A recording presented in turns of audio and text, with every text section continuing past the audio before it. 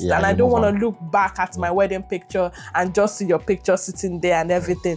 I had so many thoughts in my head. Firstly, I was thinking, okay, are we gonna get someone to stand in for you?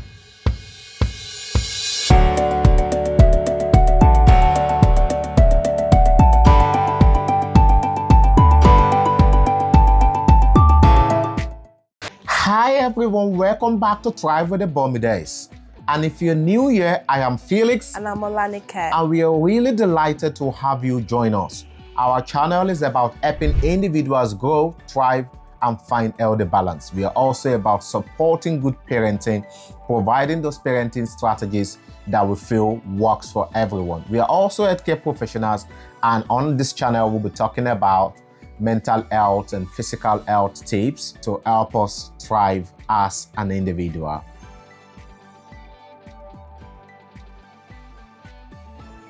So if you're new here, a few weeks ago, we started a series. So it's basically our love journey. So the part one is talking about how it all began, how we met.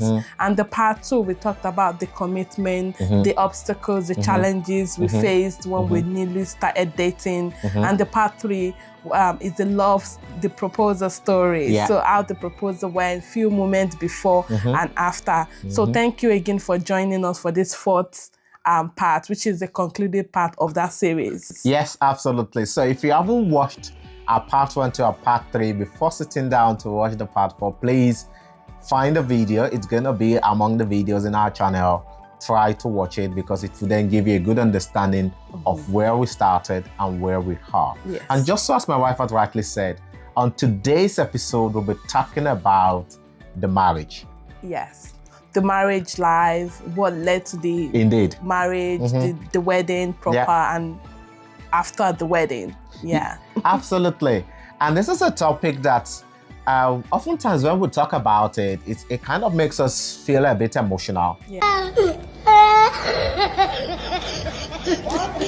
Because the marriage in itself, COVID happened. It almost did not happen.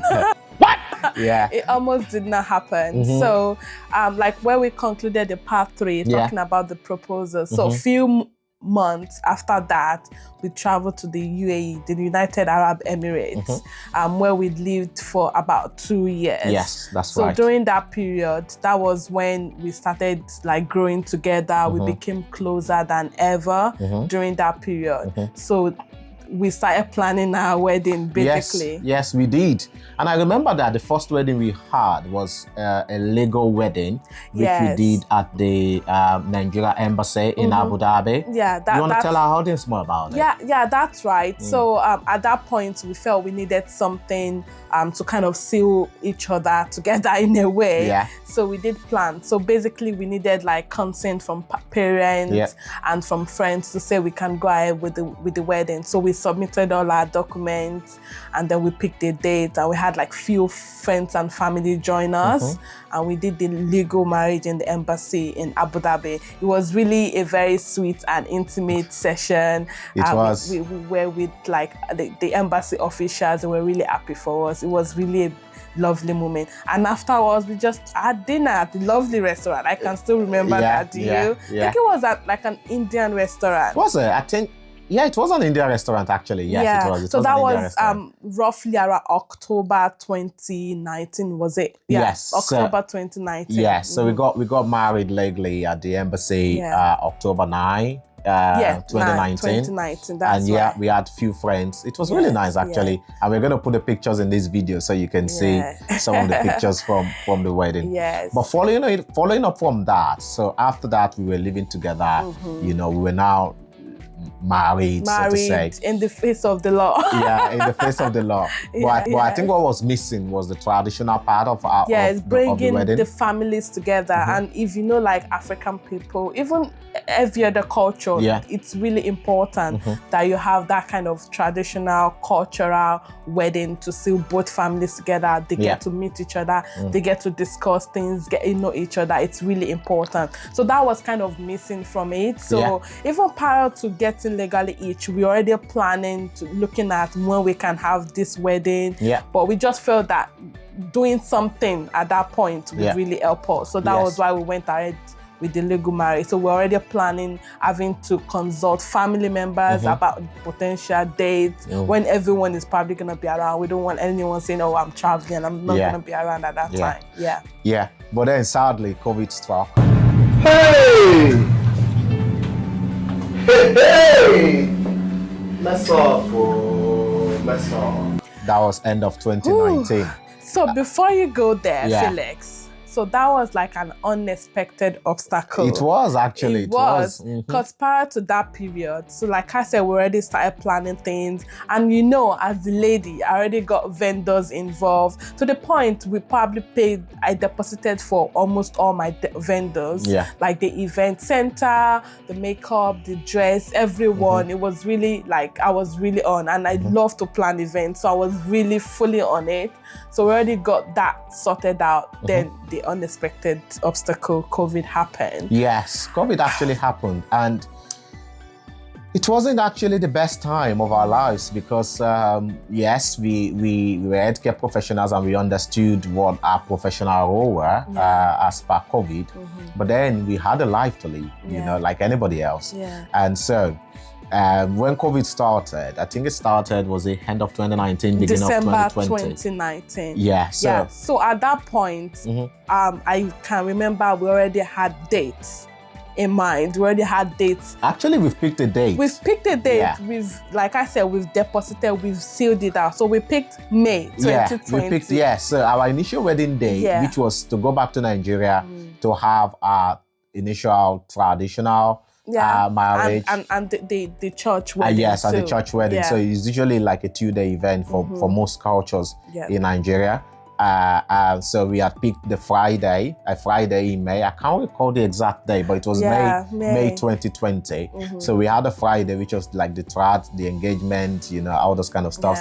And then the Saturday was the white wedding, the white church wedding, and the reception. Yes, and the reception afterwards. But then the funny thing is, during COVID, you know, my parents had to get all the bride price stuffs, the engagement stuffs, and it was really, really interesting. Hopefully we'll get the pictures and put it in this video to see when my parents were sending me the pictures of some of the things that had been requested by my wife's family. Well, before we get there, it's like a normal traditional thing. But before we go to that, so the experience we had with knowing that COVID was going to interrupt something, I can remember that at the point of planning, even up to December, the world was not on lockdown. So it was still like visible. We didn't know it was going to be challenging or we wouldn't have it at that time. So when COVID started, we were like we are healthcare professionals, so we needed to like step up for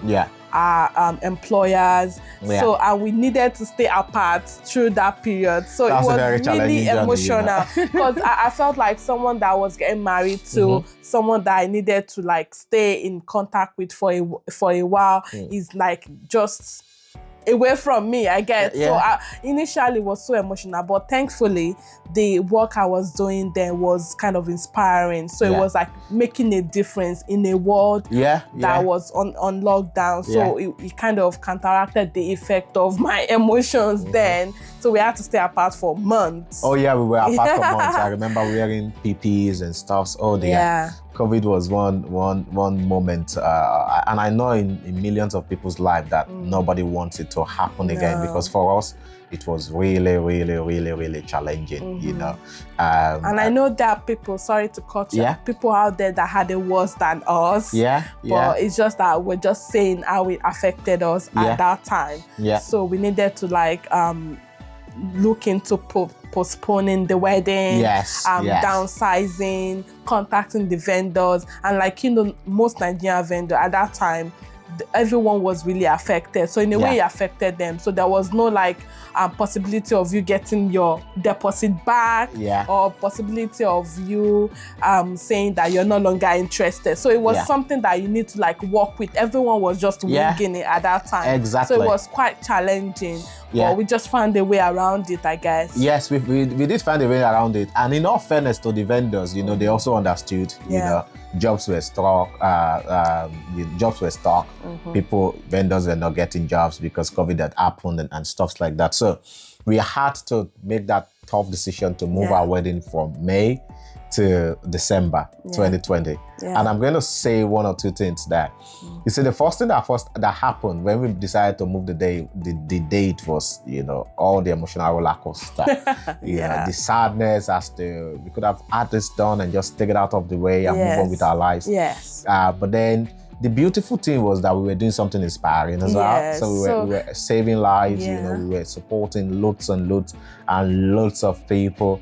I remember then I was stuck with doing the COVID swaps and stuff. We were both working in a COVID concentrated hospital. So we specifically specialized hospital for COVID. We were both working in different, it was like different town. I remember it was a different, so it was really challenging. It was actually. But knowing that you're doing something that counts and inspiring was like a compensation for it. Because we couldn't see each other much. Then because you have to wear the full PPE, the kind of things that comes with it, the side effects and everything. It was just like a really a really sad moment, but it was good that we were doing something that made a difference in the world. Exactly. So we decided to move our wedding to the 4th and the 5th of December 2020.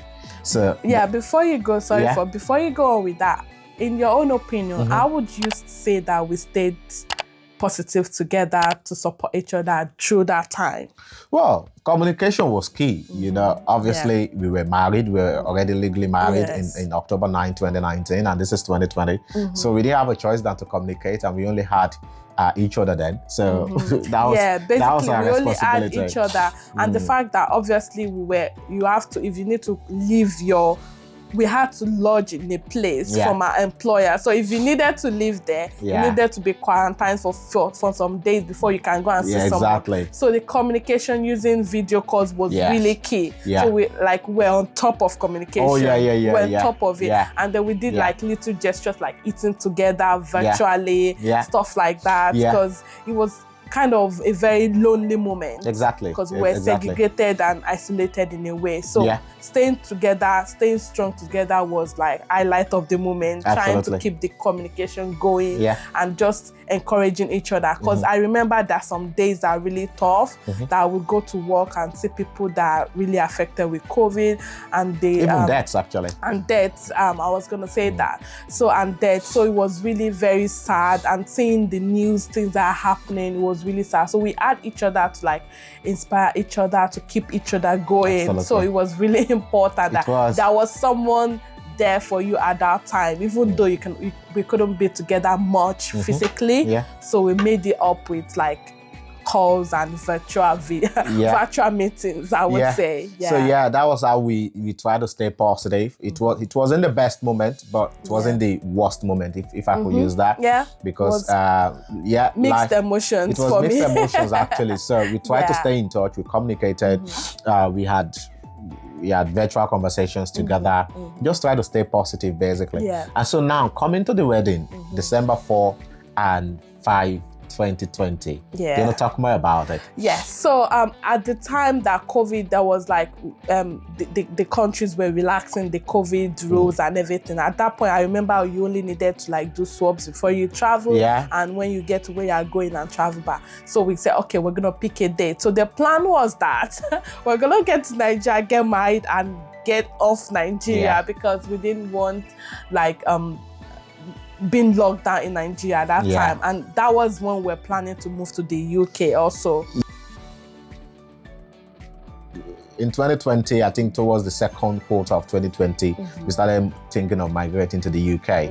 And we sorted out our paperwork. Before we get into that December event, so I moved from the UAE to the UK September 17, 2020. And thank goodness, there wasn't that much challenges. The rules in terms of traveling had been fairly relaxed at that time. So I had to, then it was still during COVID time that I moved to the UK as well. But we had a wedding to plan, so we still kept in touch, even when I moved from the UAE September to the UK. But because our wedding was in December, all our communications still remain virtual. Majority of what my wife and I talked about, we did it virtually. Yes, WhatsApp the calls. plannings. The plannings was basically to WhatsApp calls. And now fast forward to December 4. Yeah, and thankfully, Felix, our vendors were really kind of helpful. They were kind of on top of it. Yeah, kudos quite to you understanding guys. as well. And quite understanding. Yeah. Because most of them were people I've never seen in my life. Yeah. They were like from recommendations and checking Instagram basically, and I've not seen them. So we basically did everything through virtual calls. I remember my fashion designer. I got that through, I think, my sister. So you were the one that kind of measured me for the clothes. I took your measurement. Yeah, it took my measurement, and surprisingly, the clothes fit so well. So, have you thought about your brand name? It was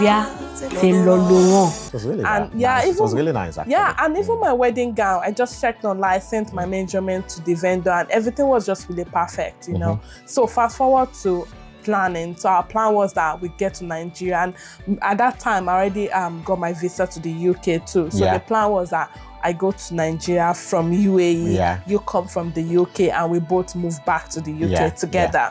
So at the period, all I had in my head, this is me talking about emotions and looking backward and reflecting on it. All that was in my head is that let's go to Nigeria, let's get this thing sorted out and just leave.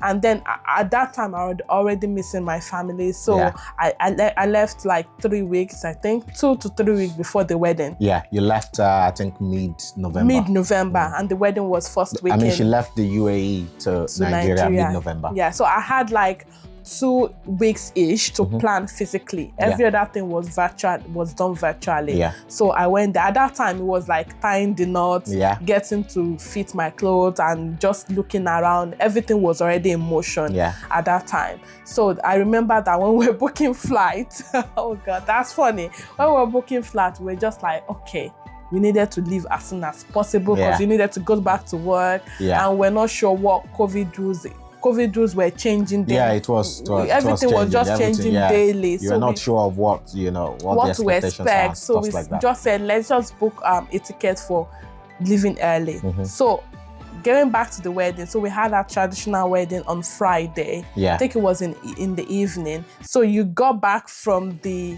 so UK. I traveled back from the UK December 2nd.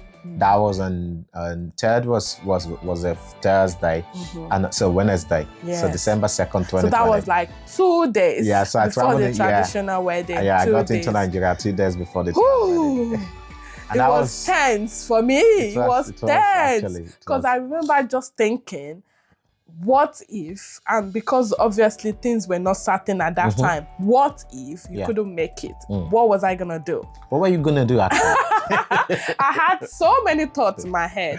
Firstly, I was thinking, okay, there was no option of rescheduling the wedding. That was out of way. That was out of way. So in my head, the first option was like, okay, are we gonna get someone to stand in for you?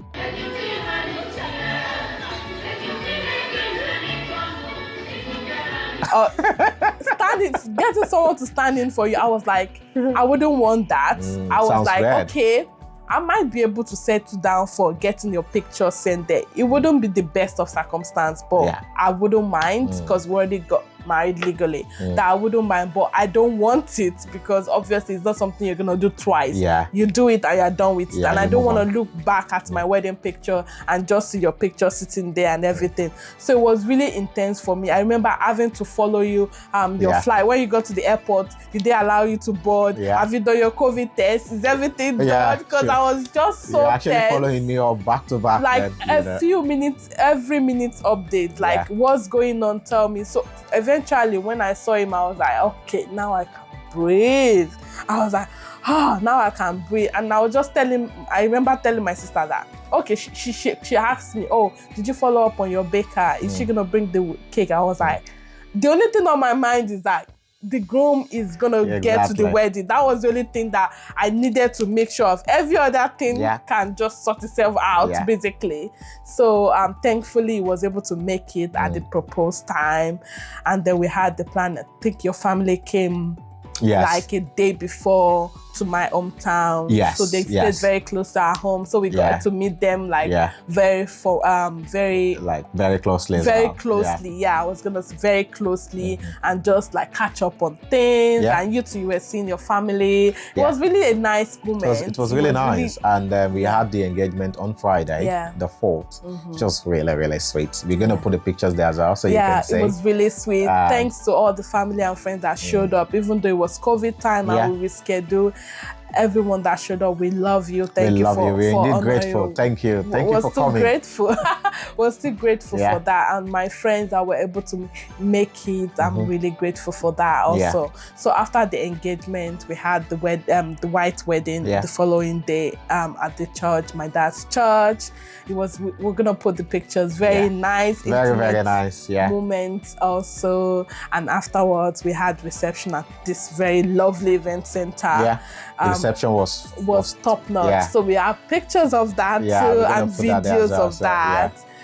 So looking back now, it was really a nice moment. And everything was just fitting in place. It was. So now I can remember one moment. So on the morning of the white wedding, I remember I was in the hotel.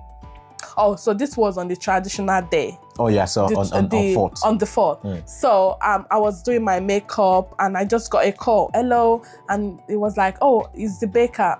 Where is your address? I think I'm there. And I was like, oh, I didn't even follow up with the baker. I totally forgot about her because all was in my mind is that, is the groom here? Is the groom safe? Am I getting married today? You know, and she was that. So she was really good with that. She was like, oh, where should I put the cake? And I was like, oh, sorry, I forgot. So I just told her the event center, the address of the event center, and she did set it up, everything. And in the morning of the wedding too, everyone was just amazing. Everyone showed up. And because at that time, I didn't have like the energy I had when I was planning initially in 2019 before COVID.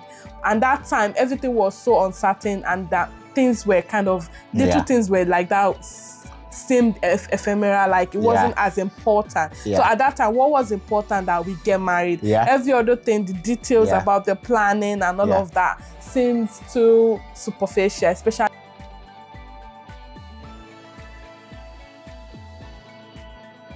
with what has happened with COVID, exactly. What the world has faced, people we've lost and everything. But thankfully, it worked out perfectly and it was fine. And then after the reception, so we got an hotel. Yeah, so the plan after the reception was, so we had the reception on the 5th. We were to travel to the UK on the 7th. 7th, our flight was so it was on the Monday. Noon on 7th. Yes, so what we had to do was after the reception, we had to lodge in a hotel, which was close to the airport. No, it wasn't actually close to the airport. No. So we lodged in an hotel in the same town, which is Abeokuta, where we had the wedding. Yes. And you know, and then that Sunday, which is the 6th, oh my God, there was no honeymoon. We were just so like you said, so on Saturday was the wedding. Our flight was noon on Sunday, but we got to the UK. Yes, we got to the UK on Monday. Was it Sunday? Because we had a transit. We had a transit flight. Yeah, I remember now. Yeah. So we transited to Egypt, isn't it? Yeah. So our flight was noon on Sunday. Yeah. So we had the night of the wedding to kind of pack everything up to get ready for the airport. So I remember that that night there was no honeymoon. We basically stayed up all night to pack our things. I think we only slept for maybe an hour or so. Just few minutes, an hour. That was all we got. So we needed to pack our things. Our luggage and stuff like that. Prior to that, we already sent someone to bring our luggages to the hotel. So we packed. I remember my mom gave us like a cooler of food to eat. So I remember there was food. We ate nicely. And then we were packing and just gisting in between and just saying, wow, this is a night honeymoon. This is the night of my wedding, you know? And we're just gisting and packing. So we packed everything. So we left very early in the morning for the airport because our flight was noon. On Sunday the 6th. On the 6th, So that's basically the story of our marriage. Yes. I'll be putting the pictures for you to see. And now we got married almost over 4 years now. We've got 2 lovely children. Phoebe, who's turning 3 in March 2025. and Joshua is turning 9 months in March as In well. March, yes. So we're really grateful. And the whole story about our marriage is to provide this information to people out there. If you're looking to get married, there are a few bits and pieces that we would probably advise you to look into. First is be clear that you're ready to spend the rest of your life with your partner. Of course, life happens. A lot of things that goes on in a relationship, but to communicate and be sure you want to spend the rest of your life. And honestly, there's going to be life after the wedding. So please, yes, we understand people focus on that day, but it's also important to also focus on life after that. Because life in itself can be challenging. You know, ensure all your plans, you've dot your I's, you've crossed your T's, or however they say it. You know, you have all of those things put in place. And here we are. So yes, that's going to wrap up our Love Journey series. If you've enjoyed our video, please don't forget to subscribe, put on your notification bell, because we'll be talking about a new series in our next video episode, which is basically like our labor room diaries, my experience with labor room. You know, it's gonna be wow. And don't forget to like and share our video with your loved ones. Yes. So before we go, Felix, like you said, this is where our love journey is about a decade afterwards.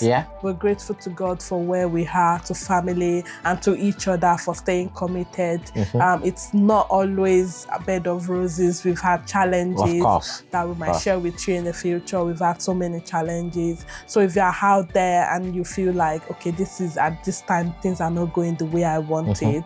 If you feel like the relationship is worth fighting for, please fight for it. But at the same time, you need to know your self-worth. You need to know if it is the right relationship for you. Don't go into relationship or marriage for the wrong reasons. You need to stay in for the right reasons. And then work with your partner. And obviously, you need to know that your partner is doing the same, working towards a common goal, which is making the marriage work and or the relationship work. And just to be better together, I guess. So if you're with someone, married or not, you need to know that the person is good for you and both of you are good together. Exactly. And yes, that's gonna bring a curtain, or we're gonna be drawing the curtain to this video episode. We love you and we look forward to seeing you on our next video. Till we see you next time. Bye-bye. Bye.